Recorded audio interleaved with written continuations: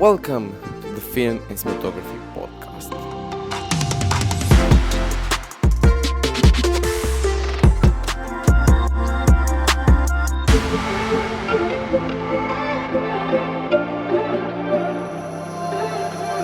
What's up guys, I'm Alex and welcome to a new episode of the Filmmaking and Cinematography Podcast. And today, let's talk about shooting interviews.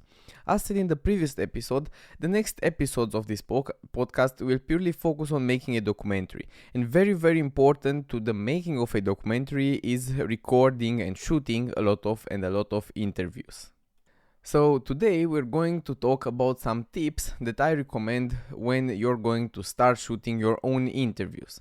So first of all, you shouldn't go to the interviewed person without anything prepared. And now I mean questions. There are people who you can tell just a few words and they can talk for hours. For example, you can tell me something about filmmaking and I can explain that for hours long. That's not a problem. But on the other hand, there are also people who really need a lot of engagement and really need a lot of push so that you get some information out of them. So the best way is to prepare some questions. In my case, I went to a priest who is really good at talking about anything. You can say to him any word and he can tell you about that one out for hours long. This didn't mean that I wouldn't prepare questions, because I needed these questions so that his talk would be best on my documentary, so that it would fit best in the structure of my documentaries. So I didn't prepare questions in case he didn't knew what to say, but I prepared questions so that I can get the exact points that I need for the structure and the scenes that already exist in my documentary. If I wouldn't shoot this interview with him and I needed to have somebody who doesn't really know how to speak for a movie and so, it had been really important that I had these questions and a lot of questions. Because some answers might not be the best and might not suit perfectly, so have as many questions as possible. Of course, it is also important to stick to the schedule of the person you're going to interview. If that person is pretty busy, then you can come with hundreds of questions. So you can also try, when coming to this, is also to have multiple points of your documentary in one single question, so that you can split his answers in multiple parts that can fit in your structure. There are also people who are shy in front of the camera, so my best tip for that case is to talk to them before the interview, maybe to explain them what the interview is for, or maybe just to be more pleasant. It shouldn't be a too formal way. It's like you're talking to a friend. This is how you should approach the interview, and also the interviewer should approach this shoot. Of course, in this case, we're talking about people who are maybe shy or people who you want to get the experience from. In my case, for example, I had an idea to record some scenes with people who are lonely for my documentary about the loneliness of elderly people.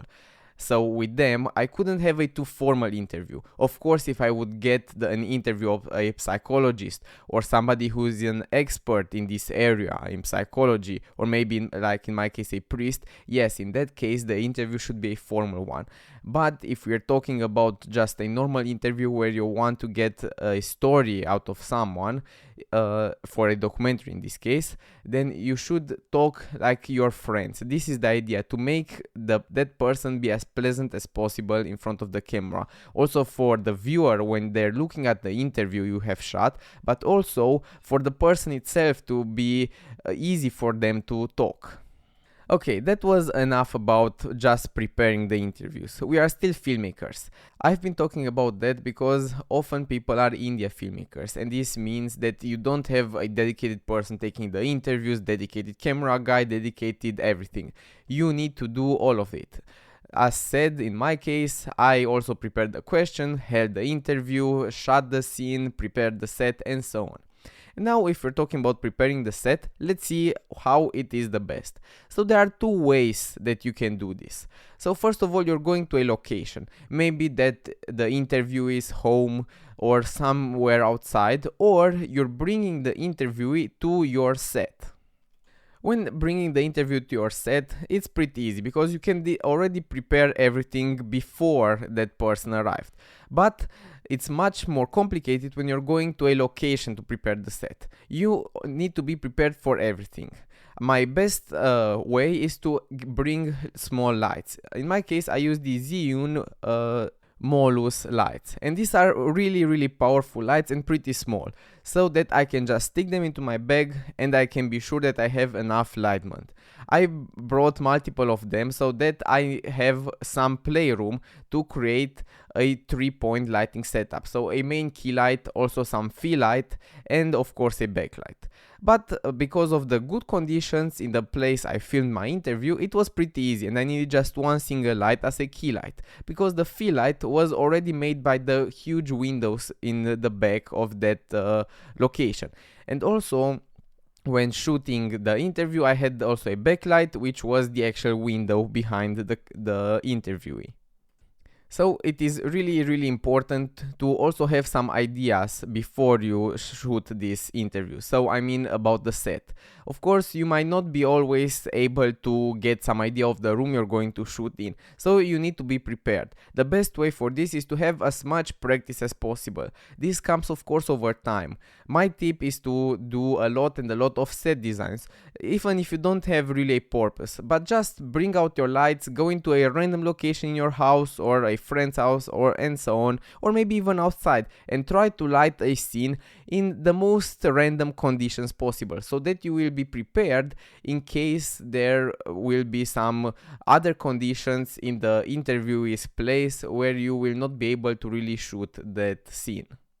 The most important thing is to dedicate enough time to do the set design. Sometimes if you're filming with really busy people, they often won't have enough time to do a reshoot, so it's important to nail your shot from the first take. And also regarding nailing the shot, you will not be able to use anything if you don't have really good sound. There is a well-known saying that sound is half of the viewing experience, and this is true. If you can have the best image quality in your interview, but if the sound sucks and the people won't be able to understand what the interviewee is saying, then it's going to be really hard to watch that interview, even in a documentary or wherever you're going to use it. My tip here is to always double check the sound. So this means that you're going to check that everything is alright. For example, I always have the sound bars turned on my camera, and before the interview started talking, I asked him to just talk some normal 2-3 sentences just to see that the audio levels are right. There can also be the case when the person you're interviewing is talking sometimes not so loud, or maybe he's talking even louder than normal because he's emphasizing a point or some other reasons. So for this, I always do a double record. In my case, I'm using the DJI mic, which is a great mic in my opinion, and this message isn't sponsored. So my point is that I'm doing always a double record. On this mic there is an option to also record the sound a few decibels louder or quieter, and I do this depending on the person I'm interviewing. In a case where the sound isn't so clearly on the normal recording, I can immediately jump on the second recording and I can be sure that what the mic has captured a bit quieter, I can still use, or maybe louder, depending on the scenario. The best use case for this is when the audio is clipping, because when it is in such a case, then I can assure you that you won't be able to use that clipping sound. Also regarding double record, it might often happen that your mic, for example, run out of battery. So my ideal case, and this is very important when you're doing an interview with people that won't be able to reshoot it, is also to have a backup. Sometimes for the camera you cannot have a backup because many have just one main camera which they're going to shoot the whole movie, like in my case. So the camera cannot always have a backup, but at least the sound. With the sound there can be a lot of things that happen. I have shot this using a wireless lavalier, and there are many things that could happen. For example, the lavalier running out of battery, both the receiver or the transmitter. But it also could happen that the signals interfere. an example for this is right with the DJI mic. I once had a shot where I had me talking in the middle of a field, and also a DJI drone was filming, and the signals between the DJI drone and the mic interfered each other, and the sound was unusable. So for this particular case, but also for the interview I'm talking about, I have also recorded on the mic itself. In any case the connection might be lost, I can still retain the whole audio. It's enough just to have 1 millisecond or maybe more, 1 second where the connection is lost, and you have lost a important part, some important words that interviewee might have said. And also, as a backup, I have also used my iPhone sitting on the table in front of the interviewee, so that it also recorded the sound in case, in the worst case possible, that the mic, the sound of the mic, even the local sound recorded, but also the sound that came from the camera itself, were unusable. And as said, in the worst possible case, I could use some, for example, Adobe Podcast Enhance or other enhancement tools, for example, in Apple Logic Pro, where you can enhance the sound just if the case was that the sound of the mic wasn't good enough for your needs. And my last tip for this episode is one of the most important when you're shooting the interviews, and this is when you're doing everything. I mean, you're doing the sound design, the sound actually, when you're doing the camera, the set design, and also the question, and also the interview itself when you're asking the interviewee. It is really important that you don't check your gear, and by this I mean the camera, for example, if it's still recording, or the sound, or have a headphone in an ear to hear if the audio is clipping, and so. For this, it is best that you bring a dedicated person just for that, who's going just to look at the camera, who's going just to check for warnings, I don't know if they might happen on the camera, or the sound clipping, and so. For the interviewee, they're often going to talk directly to you. They are not going to talk into the camera, because it's not a presentation that they are going to hold in front of the camera. They are going to talk to you, to the person who is asking the question. And this means that you should talk and look and listen directly to them. Don't have the attention span over other things. For example, like the camera and so.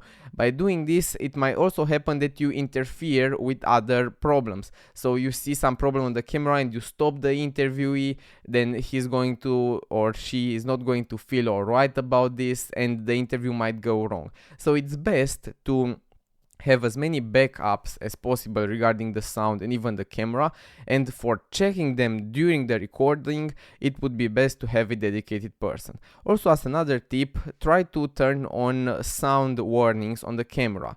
In case of any warning, for example, the SD card is full, overheating warnings, this is of course for Sony cameras, but also other brands, or so that you turn on these warnings, so that you're going to listen in case of something bad is going to happen, so that you're not going just to shoot the interview over and over again. The interview is going to talk 1 hour worth of time of footage, but because the camera turned off, or you don't have any more storage in the SD card, then you're going to lose a lot of time worth of precious information that you might going to use in the documentary. So these were my tips regarding shooting an interview, and I hope that you learned something new today from this episode. Thank you so much for tuning in, and I hope to see you next time. Welcome to the Film and Cinematography Podcast.